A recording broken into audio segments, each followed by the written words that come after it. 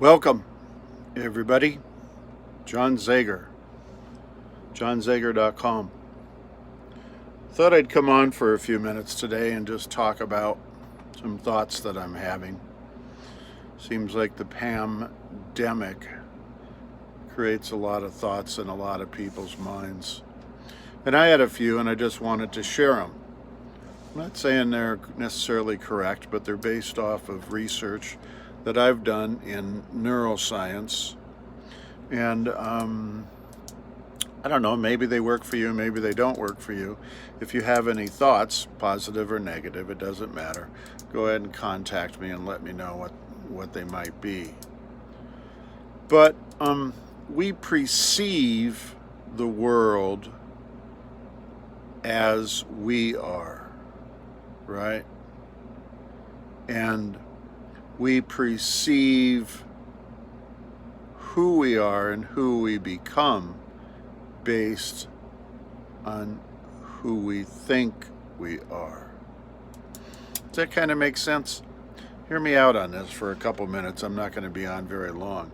But the world, as I look around, I'm in my little Airstream trailer, which is kind of like where I live, and it's very, very comfortable. I have the air conditioning going, so I apologize. There's probably some background noise, and I don't want to shut off the air conditioner, so we'll have to tolerate that. But what we perceive is different than what I perceive is different than what you perceive. If we both were sitting here in the same place, we would be seeing different things, right? Who we want to become is different for different people. Okay? So neuroscience says that we use 1% of who we are all the time. And 99.999% doesn't exist. It's void. Okay? So we have the opportunity when you look at people, Martin Luther King, famous people that have done amazing things on the planet while they were here to make better for the people around them, right? Well, they weren't using 1% of who they are. They were, so to speak, enlightened, and they were willing to stretch themselves and become who they didn't think they could become. They became creative. They overcame fear. They overcame risk. They overcame their thinking, right? So all of a sudden, they came up with outstanding things that they did with their personalities and changed the world in a lot of different cases. What I'm trying to say here is that we, you, I, and all the other, I don't know, what are there, 8 billion people in the world, we usually just stay routine. We stay within the 1% of who we believe we are. Here's an example. Here's just a little example. Weight loss. This is me. Okay, so if you disagree with it, that's okay. It's no big deal. I'm not into diets or dieting. My belief system says what we picture in our mind of what we look like is who we become.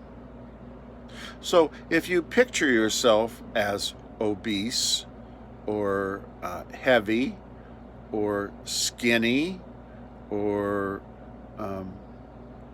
muscular, that's who you become regardless of the diet you stay on. Okay? It's a real simple one. Now, I'm not asking you to buy that. I'm not here to sell any goods to anybody. That's just a scientific, neuroscience way of thinking on how our bodies become what they look like. Now, I know there's all kinds of people out there saying, well, I have this and I have that and I have this and I have that, and it makes me be, I don't know, overweight, or it makes me be skinny, skinny, skinny. Well, I don't buy that. I don't buy that. Anything that you're having to defend in your thinking is a limiting belief system. So therefore, if I say the image, the picture you have in your mind is pretty much or close or resembles who your body presence is out here, and you say to me, well, that's not right, John, because I have this disorder, or whatever the case might be. My doctor said I have this, that, and the other thing. Well, I'm not on that page. I'm on the page that if you're going to argue why you should look the way you look, you're rationalizing, how you look and the reason for that. I'm just saying it's a limiting belief system you have. Go ahead and change that. Change that limiting belief. Okay, I said all that to say this, all right? You can become anybody you want to become. Remember Martin Luther King and all these notable, important people in history that changed the course of the world in some, if not many, different cases. Okay?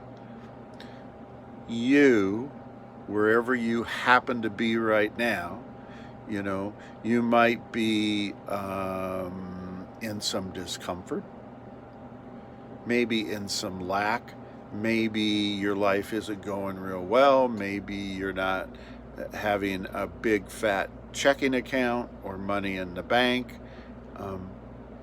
or a nice home, or a vehicle that you can be proud of, or you're in a not so good relationship, or you have different addictions, things of that nature. Your work is not satisfying, it's not what you really want to be. That's mind stuff. That's mind stuff. There isn't anything physical about that. No doctor's going to sit you down and say, you're that way because of this physical thing, right? You are that way because of what neuroscience says, and neuroscience says what you think is what you become. So if I'm going to exaggerate to make a point. If you want to have that $1 million in the bank, you have to see and feel that $1 million as part of you. Okay? If you want to have that nice home, you have to see and visualize that nice home as part of you. If you want to have that nice car, if you want to be in that nice relationship, if you want to do something for the good of humanity, if you want to give back, if you want to contribute, if you want to be known for doing such and such, it's in your mind. Okay? One step further and then we're done. We're in a pandemic. It's what they say. Do I believe it? No. What I believe is something along the lines of, they were working on biochemical warfare type stuff in a lab, and they were making, or whatever the case might be, and some of it leaked out, and as a result it became dastardly harmful to people all over the world. And we're fighting to have all that go back in the opposite direction. And the same is true. They want, when I say they, I mean government. I mean, there's a few people, there's a few families, there's very wealthy, rich people in one world order. You have to understand that concept.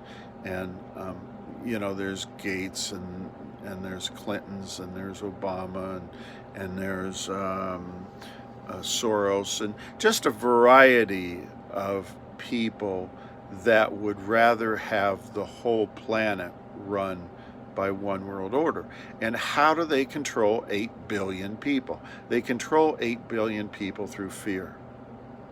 So if you believe this is going to be a stretch, I'm not sure everybody's going to jump on this bandwagon, but if you believe you're going to go out and not stay hunkered down in your house, staying here for what's it been, 52 days or 58 days already? I don't know.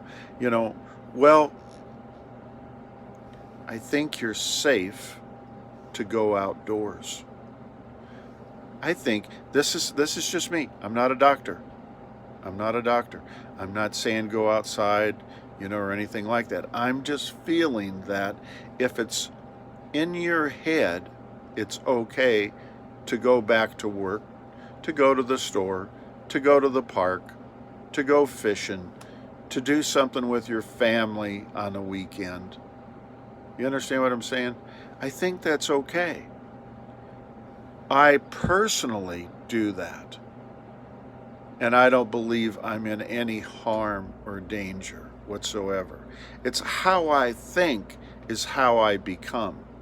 If I felt like if I went outside, I would catch a virus or some stupid thing, the likelihood of that occurring probably is greater.